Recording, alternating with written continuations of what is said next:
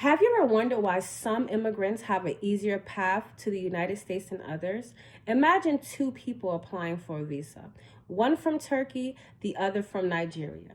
Who do you think has a better chance of approval? The answer isn't just about qualifications, but history and policy. Immigration laws shape the demographics of our country, influencing the economy, culture, and even politics. But these policies haven't always been fair. Historically, they have favored European immigrants while restricting others, and these biases continue today. My research into immigration history and policy reveals a pattern. U.S. immigration laws have been designed to benefit Europeans while making it harder for non European migrants to enter and stay in this country. One of the clearest examples of bias is the National Origins Act of 1924.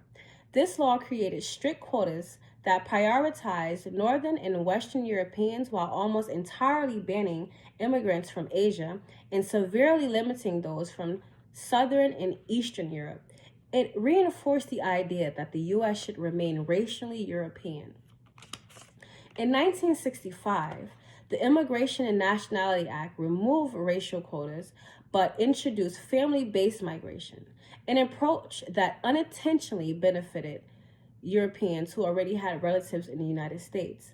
Meanwhile, when non-Europeans used the same system, critics labeled it chain migration. They called for restrictions, showing how biases still influence the narrative. Another example is the diversity visa lottery, designed to help non-European immigrants. Yet, there has been repeated efforts to eliminate it, closing off one of the few pathways for African and Asian immigrants. At the same time, when refugees flee crisis, we see apparent disparities.